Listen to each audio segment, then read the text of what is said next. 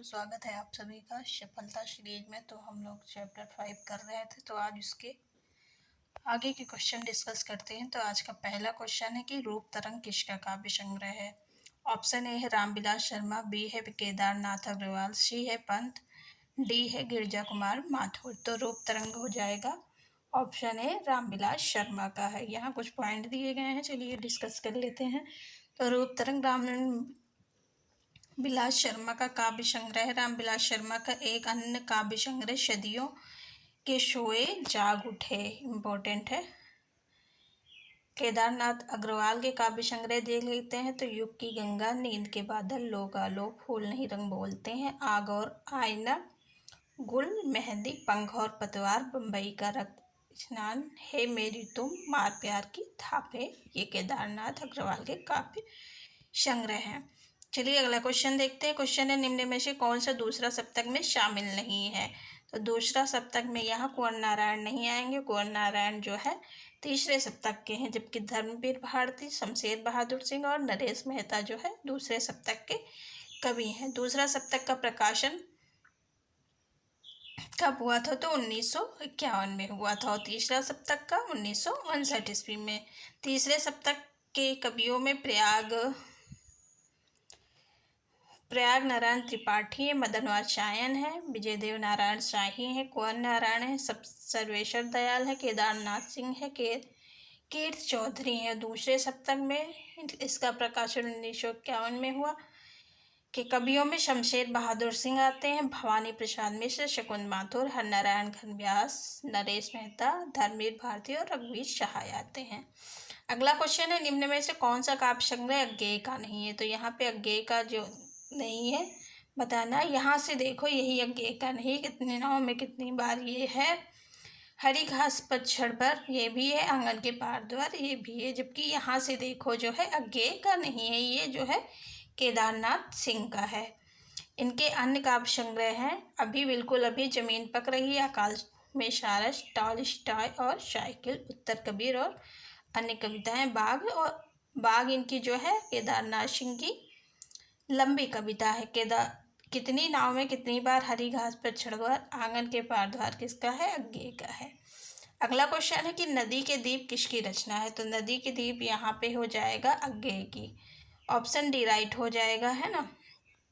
अज्ञेय की अन्य रचनाएं कौन कौन सी हैं देख लेते हैं। तो चिंता है, भग्नदूत है, हरी घास पर छड़भर, इंद्रधनुष ढौंदे हुए, आंगन के पार द्वार, इत्तिलम आदि हैं।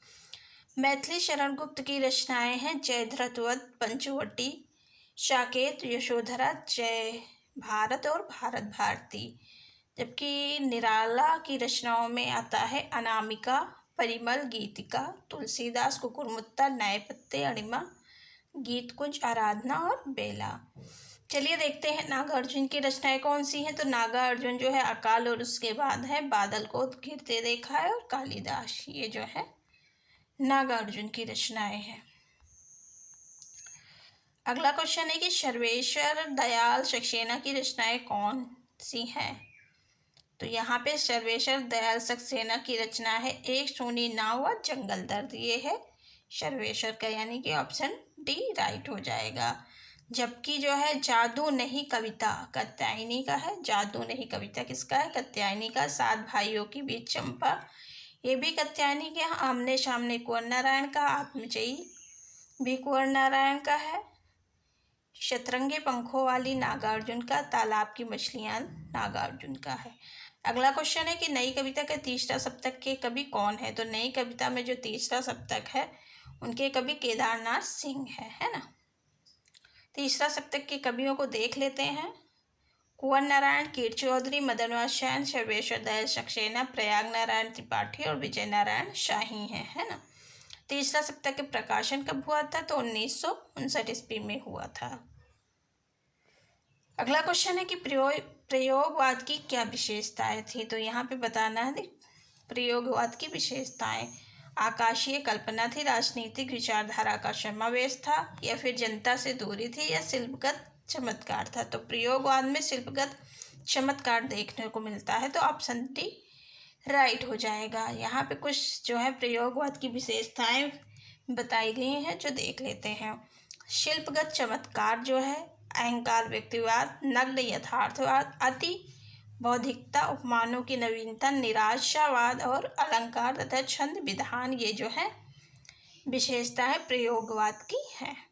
अगला क्वेश्चन है कि प्रयोगवादी काव्यधारा में कुछ ऐसे कवि भी हैं जो विचारों से समाजवादी हैं और संस्कारों से व्यक्तिवादी हैं, जैसे शमशेर बहादुर सिंह, नरेश मेहता, मुक्तिबोधज्ञ, त्रिलोचन, भवानी प्रसाद मिश्र, या फिर रांगे राघव या धर्मवीर भारती। तो ऑप्शन ए यहाँ पे राइट हो जाएगा। शमशेर बहादुर सिंह और नरेश मेहता समाजवादी और व्यक्तिवादी के अंतर्गत आते हैं।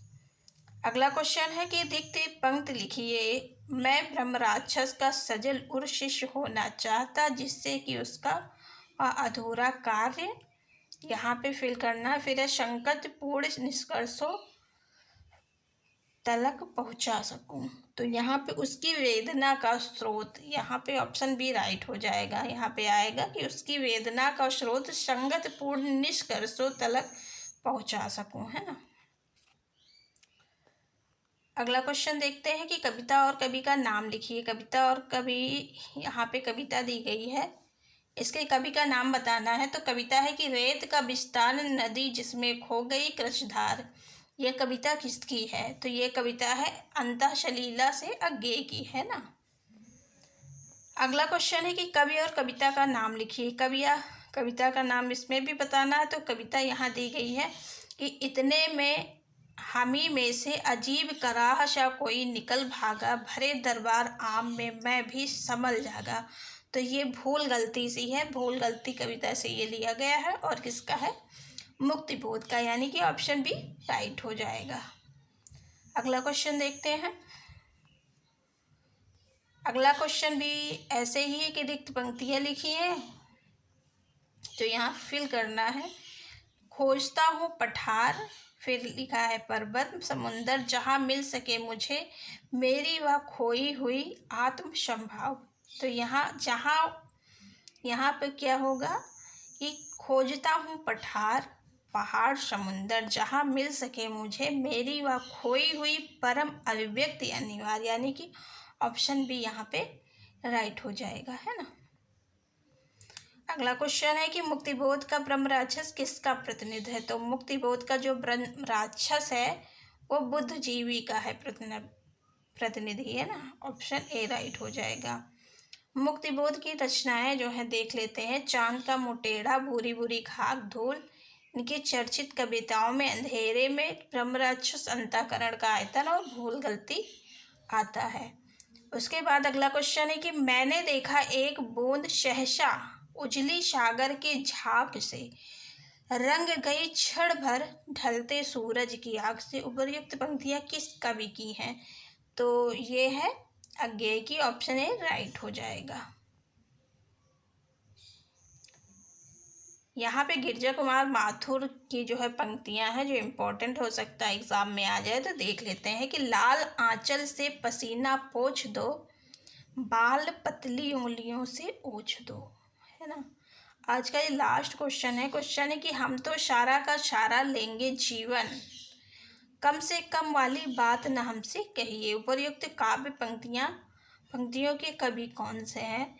अज्ञेय है, सर्वेश्वर है, रघुवीर सहाय है और मुक्तिबोध है। तो यहाँ पे सारा का सारा कौन लेगा? रघुवीर सहाय, है ना। ऑप्शन सी यहाँ हो जाएगा राइट। तो आज का सेशन यहाँ तक। अगर सेशन अच्छा लगा हो तो लाइक शेयर सब्सक्राइब करना ना भूलें। Thank you so much.